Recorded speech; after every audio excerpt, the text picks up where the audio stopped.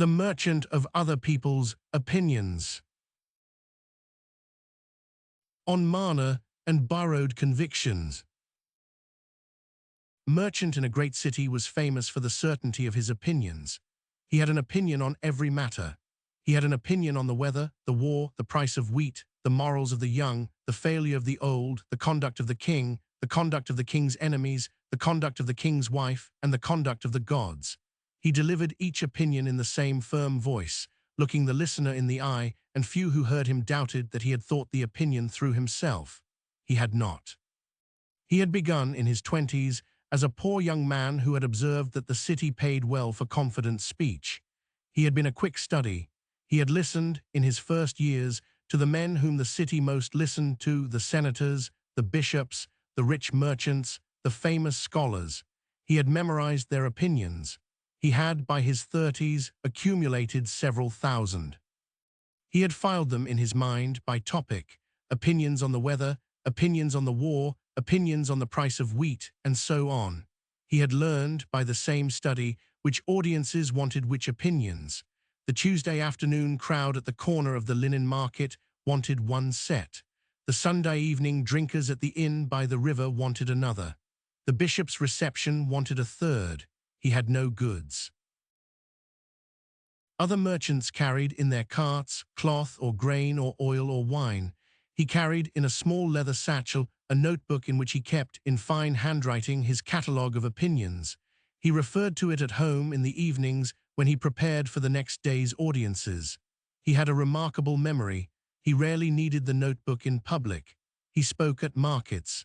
He spoke at receptions. He spoke at funerals. He was paid in coin by other merchants who wanted him to give the appearance of conviction at their tables. He was paid in respect by officials who wanted to be seen agreeing with a confident man. He was paid in welcome at houses he had no claim to enter. He grew rich. He grew well-dressed. He grew, by his 50th year, into one of the city's most familiar figures. He had never, in his 50 years, given an opinion that was his own. This was, in some sense, his most carefully guarded secret. He had not even to himself fully admitted it. He had told himself in his middle years that the opinions he had memorized had become his, that in long use a borrowed coat becomes the coat of the wearer. He had told himself that the city, in paying him, was paying for the service of consolidation, that he had read so widely and listened so carefully that his synthesis was, in effect, original. He had told himself many things. One day in the linen market, at the corner where he gave his Tuesday afternoon performance, a small child in the back of the crowd raised her hand. She was perhaps 7 years old. She had come with her mother, who was buying linen. She had been listening, with the concentrated attention of children, to the merchant's opinion on the war.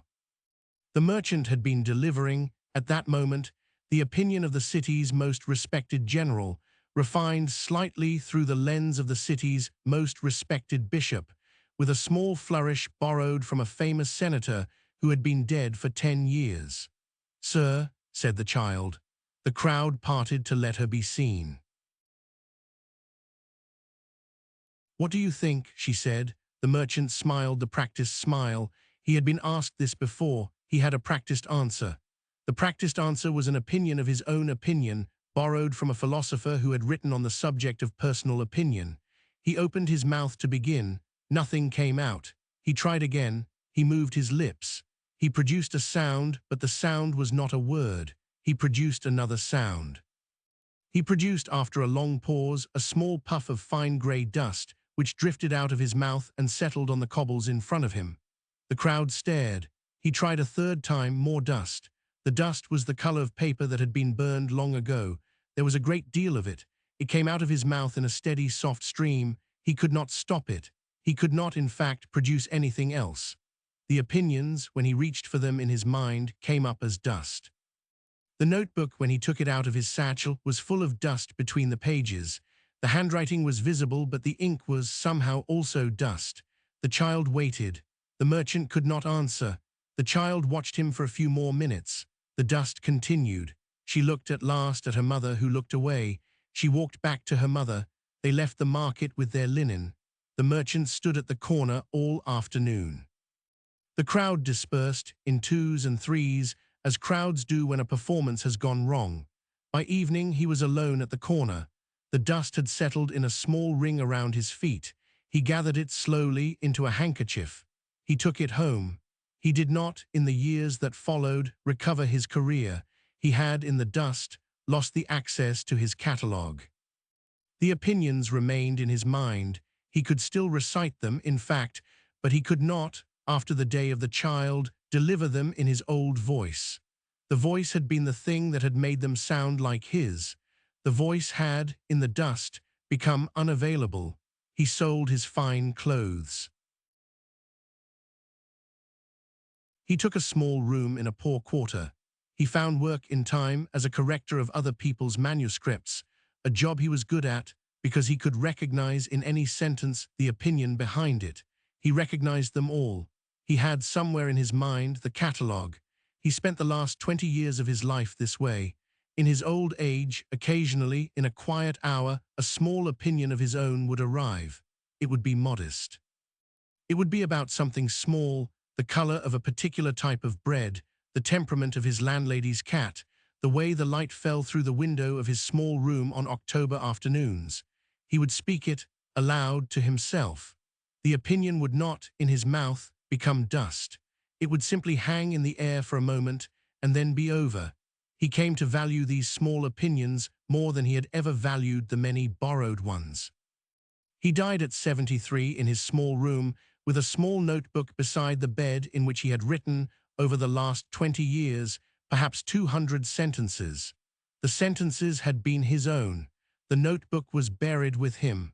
The child, who became a woman, never knew the consequences of her question. She married. She had her own children. She heard occasionally the name of the merchant in conversation among old men in the years after his decline, and she never connected it with the man at the corner of the linen market. She had been 7. She had forgotten. But the city, after the merchant, was slightly different. The officials who had paid him in respect found, in his absence, that their own opinions had grown soft from disuse. The merchants who had paid him in coin found their tables harder to fill with the appearance of conviction. The city had to learn, slowly, to do its own opinion-giving. It did so reluctantly and not always well. But the small child's question, repeated occasionally by other children in other corners, became a kind of phrase the city used in moments of pretension. What do you think? It became, in time, the most uncomfortable question in the city. It is, in some city, still the most uncomfortable question.